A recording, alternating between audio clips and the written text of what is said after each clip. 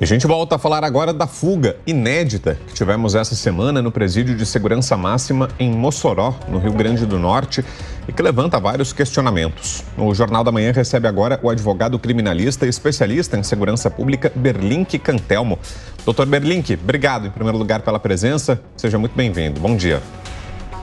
Olá, Vitor. Bom dia, Elisângela. Para mim é uma satisfação imensa sempre poder contribuir com a Jovem Pan e com os seus espectadores. Estou aqui à disposição para nós debatermos esse tema muito caro a todos nós e que vem sendo protagonizado durante a semana em razão dessa circunstância preocupante.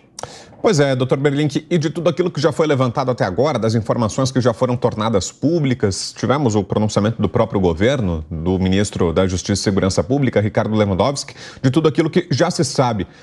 Quais são as possibilidades mais prováveis, doutor Berlinque? De fato, a possibilidade de corrupção, de facilitação da fuga? E nesse processo, qual seria a responsabilização do governo federal a quem caberia a gestão do presídio? Bom, Vitor, as perspectivas são várias. A primeira delas perpassam, de fato, pela apuração. A apuração não só do ponto de vista estrutural, mas do ponto de vista de responsabilização de agentes ou de pessoas envolvidas. Isso tudo através de um processo administrativo adequado e, obviamente, respeitando a ampla defesa e o contraditório. O fato é que o Presídio Federal de Mossoró vem protagonizar mais uma vez uma circunstância um tanto quanto, como eu disse, preocupante para a sociedade brasileira. Por quê? Porque é um presídio novo, há uma análise de estabelecimento estrutural, presídio de 2009 e que recebeu dois grandes criminosos do Brasil, e não vou aqui falar nome para nós não propagarmos fama, né, dessas pessoas, mas sem a mínima estrutura. E eu lembro que em 2011 o próprio Ministério Público Federal recomendou determinadas alterações estruturais nesse presídio federal, recomendou inclusive que esses dois presidiários não lá permanecessem, enfim. Daqui para frente, certamente o processo de apuração vai seguir por análise de condutas de agentes penitenciários federais que estavam ali exercendo a vigilância desses dois indivíduos, que, diga-se de passagem, né, com as informações especiais e preliminares que nós temos, estavam em celas atreladas, sem comunicação, entre aspas. A Lei 11.671 prevê que esses indivíduos presos nessas unidades federais não podem ter comunicação entre si, mas podem ter banho de sol em 2 horas por dia. Porém, a lei prevê também que eles sejam monitorados via áudio e vídeo nessas áreas comuns. Será que esse monitoramento estava, de fato, sendo levado a efeito? Será que essas áreas comuns estavam sendo monitoradas por áudio e por vídeo? Essa resposta nós teremos que buscar no bojo das apurações, porque se, de certa forma, 2 indivíduos conseguem ter acesso a ferramentas numa suposta obra, abrirem o teto de uma cela, romperem uma estrutura metálica, ter todo o tempo, inclusive, talvez, para arquitetar uma fuga desse importe, falhas não só estruturais aconteceram, mas também, infelizmente, do ponto de vista humano, pensando aqui em todo o contexto, em toda a origem de criação das unidades prisionais federais, sobretudo sob a égide da Lei 11.671. São presídios construídos para ter altos níveis de modernidade e segurança efetiva. Nesse sentido, não pode haver também a intervenção de falha humana que leve a cabo esse tipo de fuga, e que agora traz um sério transtorno para um noviço gestor do Ministério da Justiça, que é agora o Ricardo Lewandowski, né? Talvez ele agora recepcione esse problema e tenha que estancar a ferida, tenha que acabar com esse gargalo, que poderia, em outras épocas, já ter sido tratado, inclusive com a indicação do Ministério Público Federal. Doutor, isso mesmo que o senhor estava falando em relação à fuga, inclusive, também um desafio aí para Lewandowski. O Ministério da Justiça acredita que essa obra no pátio pode ter sim facilitado aí ou ter diminuído a segurança do presídio. Lembrando que esses presídios, a grande intenção é que não aconteça uma a comunicação entre líderes de facção e quem está aqui do lado de fora dessas penitenciárias e também o resgate desses líderes. Lembrando que um dos líderes do Comando Vermelho está lá.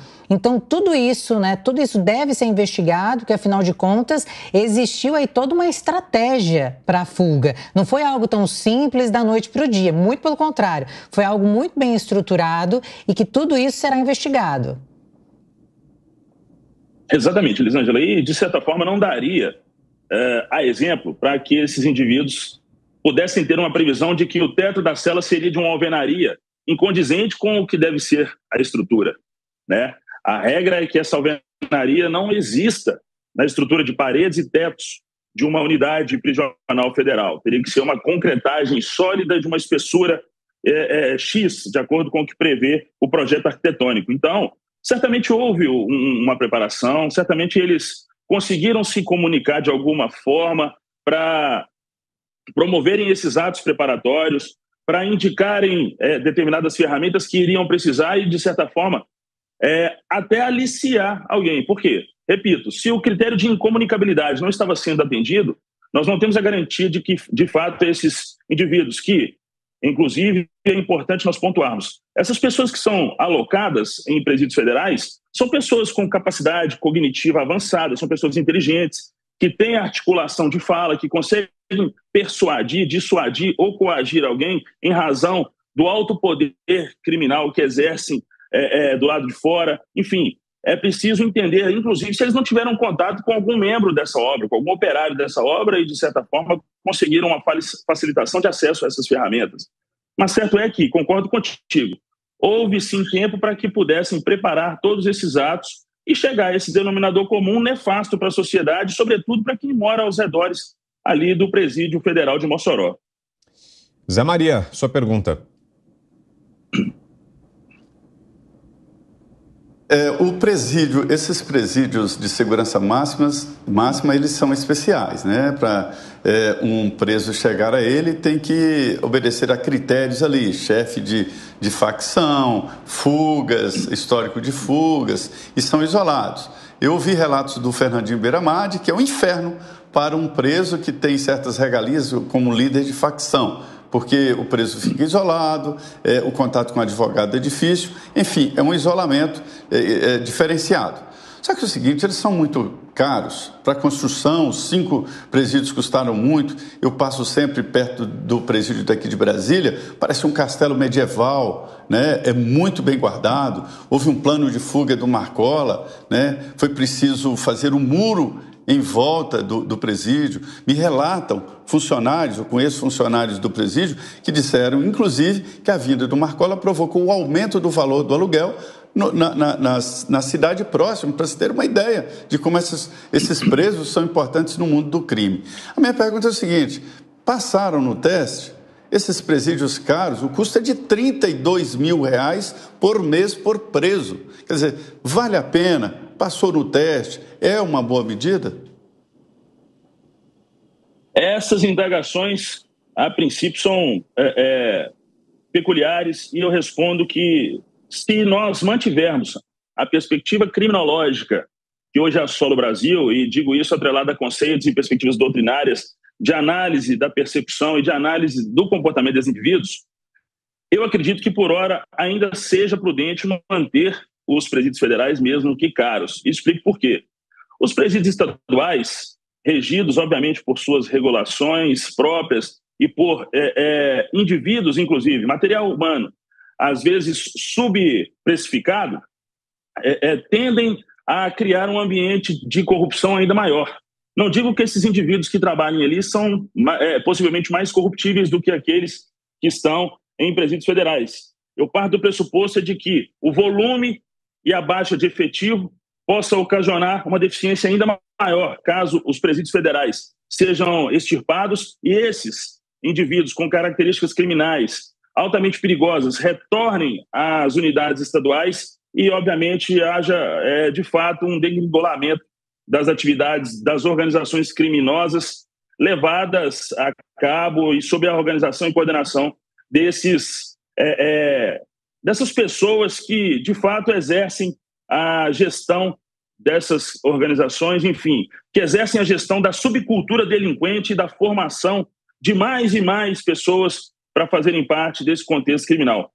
Eu acredito que, nesse momento, o Ministério da Justiça terá que agir com muita parcimônia e muito equilíbrio para fazer uma revisão geral, não só do ponto de vista estrutural, mas das políticas penais correlatas às unidades prisionais federais, antes de pensar em qualquer ponto de vista de extirpá-los. Porque, repito, se hoje, com a atual situação do sistema carcerário brasileiro, e digo isso nos estados, esses indivíduos tiverem que retornar, eu posso, não vou aqui tentar prever, mas eu posso sentir que a situação tende a piorar, sobretudo porque hoje a grande maioria dos modais criminosos levados a efeito dentro de unidades prisionais estaduais são através de comunicação por telefone celular, são através de comunicação com o mundo externo e são através de interlocução com visitantes que têm acesso a determinadas informações e as trazem para o mundo exterior, fazendo com que a atividade se dê num workflow próprio, sem parar e, obviamente, proliferando perante a sociedade. Agora, doutor Berlink, a repercussão política dessa fuga também foi muito grande. Deputados da oposição já apresentaram pedidos para levar até a Câmara o ministro Ricardo Lewandowski para prestar esclarecimentos, tem atacado o governo Lula por causa desse episódio.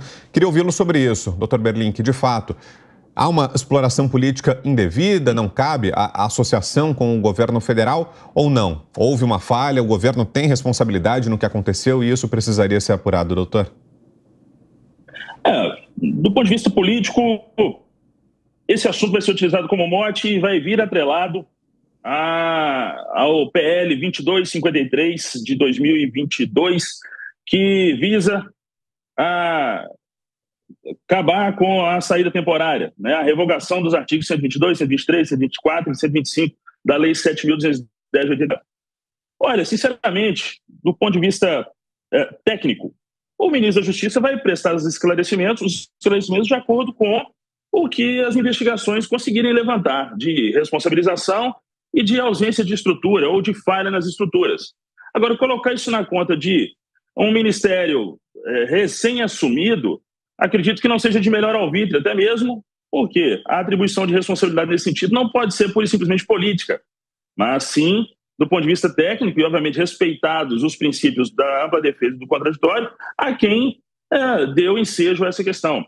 Óbvio, né? A questão política, a responsabilidade política, nesse momento, vai recair sobre quem está lá em cima, no topo da cadeia alimentar, e, nesse sentido, infelizmente, seria o ministro Ricardo Lewandowski. Mas isso poderia ter acontecido na gestão do ministro Flávio Dino, poderia ter acontecido na gestão do ministro, não me recordo agora, o ministro da época do governo Bolsonaro, enfim, poderia ter acontecido em qualquer gestão ministerial, porque, repito, o presídio de Mossoró foi construído em 2009, então agora em julho fazem 15 anos de efetiva construção e desde 2009 vem apresentando determinadas mazelas, não só estruturais, mas inclusive sociais, ao ponto de moradores não quererem, de fato, tê-lo lá.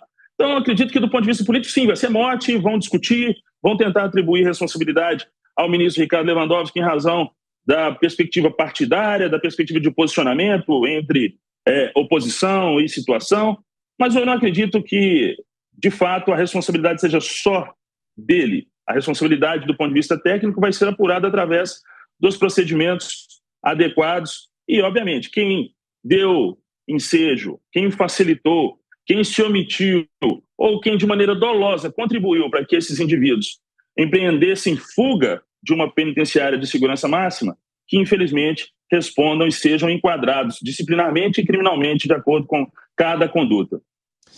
Muito bem, ouvimos aqui no Jornal da Manhã a avaliação do advogado Berlink Cantelmo, criminalista, especialista em segurança pública. Obrigado, doutor Berlink, pela presença aqui com a gente nessa manhã de sábado. Um ótimo final de semana por aí. Eu quem agradeço, meus queridos, e estou sempre à disposição. Um ótimo final de semana. Tudo de bom.